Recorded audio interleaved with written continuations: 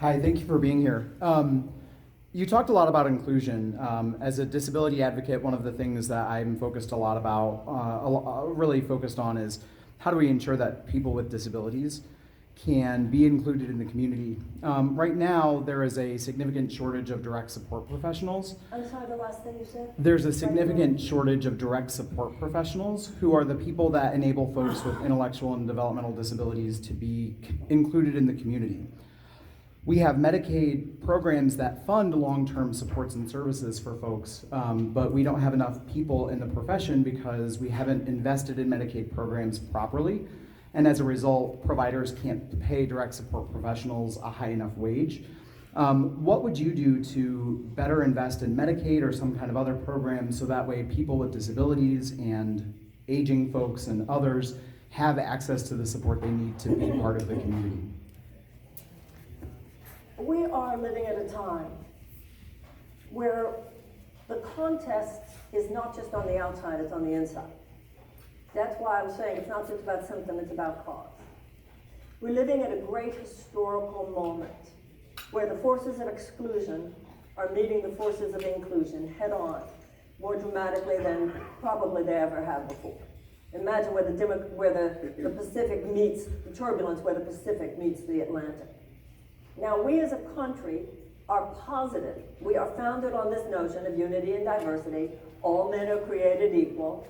The idea that all men are created equal and all men have inalienable rights.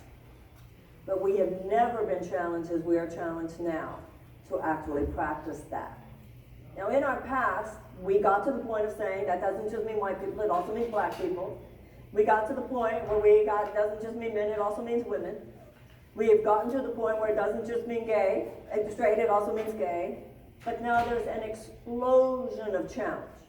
Now, some of us look and go, wow, it's so cool. Some people are gay, some people are straight, some people are transgender, some people are fluid, some people are Jewish, some people are Muslim, some people are Hindu, some people are atheists, some people are this, some people are that. Some of us look at that and go, wow, that's so cool. And part of that panoply of greatness is people who the world would call disabled. But no one's soul is disabled. Everybody just expresses their gifts and the essence of who they are in different ways. Now, at this point, for us to genuinely open, it is so big that at this point, we have to make a shift in our thinking to be alert to what is essentially an assault on the idea that everyone should have a fair shot. So, for instance, we had the American Disabilities Act, which at the time was a big step forward. Now we need to expand it in all the ways you said. We already got marriage equality, now we have to expand all that because of the assault on transgender rights.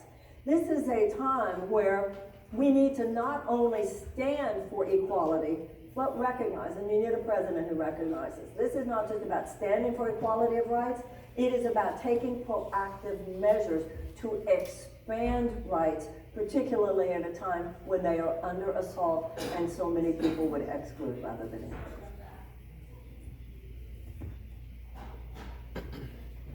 So